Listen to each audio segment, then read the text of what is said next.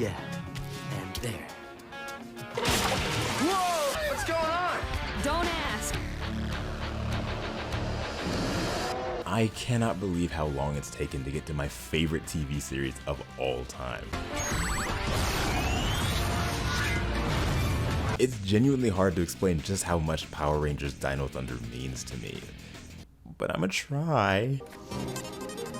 What the hell is even that? Which is why for this retrospective, I'm rewatching the entire show again, despite knowing it front to back, unlike past seasons I've covered. Also, if you see this every now and then, just know it's because I haven't laughed this hard at Power Rangers in forever, and I've seen Dino Thunder like 10 times in full, and that never caught me. And I can't just play you this full scene outright because of copyright. They can't hear you. But it had me crying.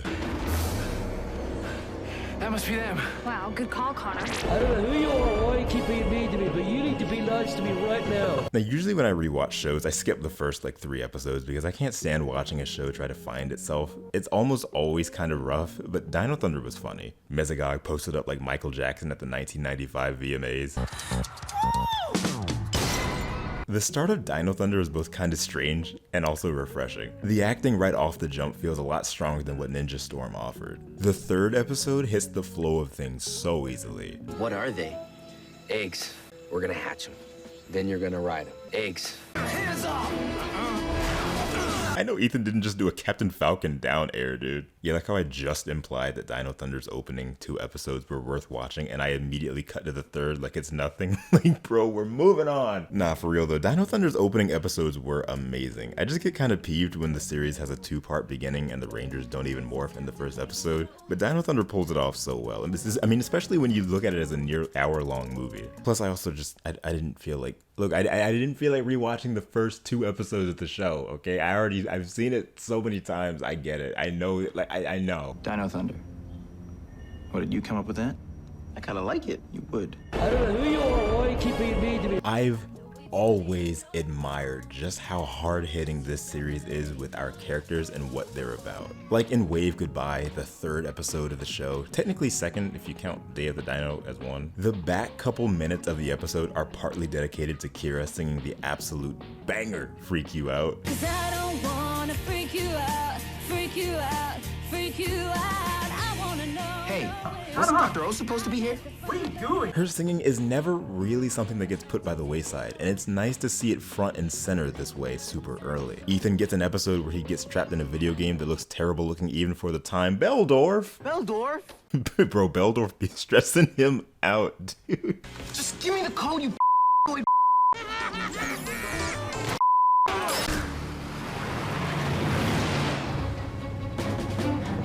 Connor has to choose between saving the world and being on an important soccer team. He does a freakish upside down soccer kick and no one really bats an eye. Like, did y'all even see what just happened?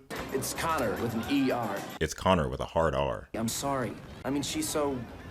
and you're so... What? I'm what? Yeah, Connor kind of sucks in these first episodes, dude. But I mean, it's okay. Look, it's part of his character. He's supposed, like, he's a jock. He's supposed to be awful right now. Kira did look like she was about to sock him dead in his face, though, and that's valid. Hey, no one invited you to the party. I don't know who you are. Also, the Dino Rangers themselves have the best dialogue just with each other. You remember me.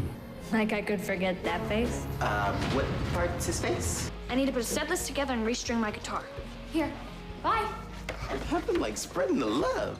Have you tried to morph? What will that do? Keep us alive long enough to figure a way out.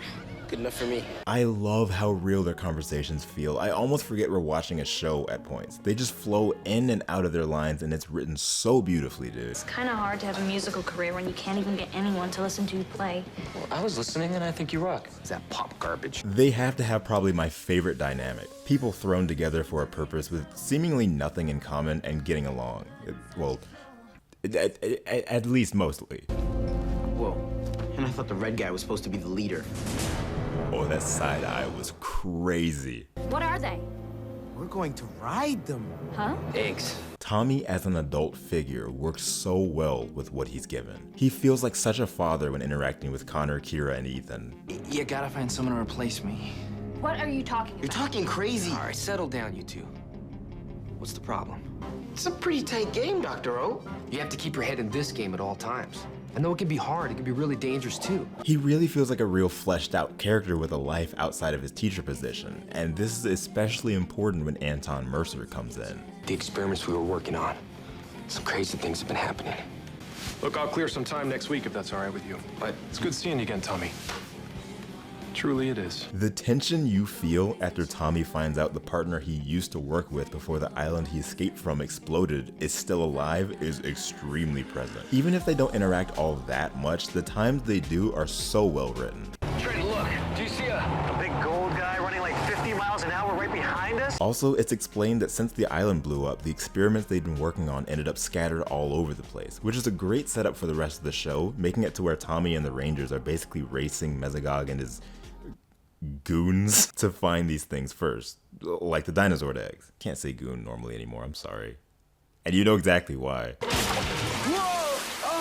Now, among the first episodes is one called Legacy of Power, celebrating 500 episodes of the franchise up to that point, which in its entirety is a clip show highlighting the past seasons of Power Rangers, which is really cool, but kind of weird as the 4th episode of the show. Like, we've barely even gotten to see much of our Rangers yet, you know what I mean? But to be fair, they kind of had to do it now as opposed to later, and they did manage to introduce show elements well throughout this. Haley's connection to Tommy being revealed, and the entire thing serving as a setup for Tommy's return as a Power Ranger. The Rangers raced themselves with their new bikes into Mesogog's lair where Tommy had been kidnapped to, and why did they power down? Dino Thunder!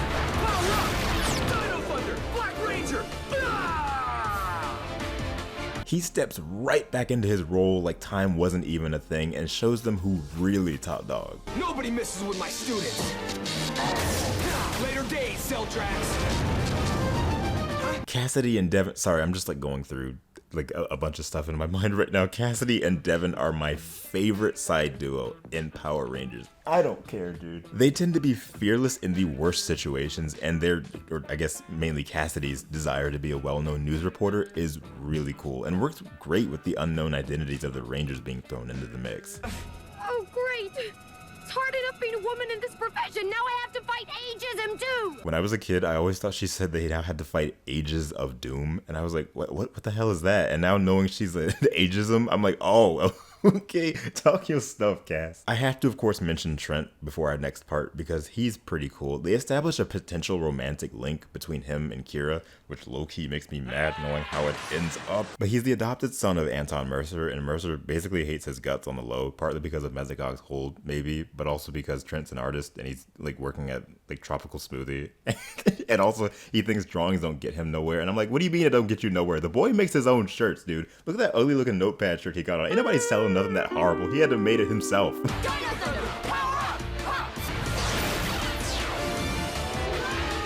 Look, man, I'm so excited for this month of Dino Thunder. I can't explain to you guys how much this show means to me outside of this retrospective, and I can't wait to get through the rest of it because like I've seen this show 10 times and like I love this show so much. It was there for me in 2004, 2005, all the years after I was a Disney kid. I grew up with Jetix. It would air on Jetix, ABC Family. Look, we're really just getting started, and I'm really excited for you guys to see what we've got coming up. Let's there's a light. Alicia, Amanda, Andrew, Austin, Autistic Disney, Chaco, Daniel, Emilia, Gwen, Helen, Ian, Jake, Luke, Manny, Matt, Prima Donna, Sav44, Thomas.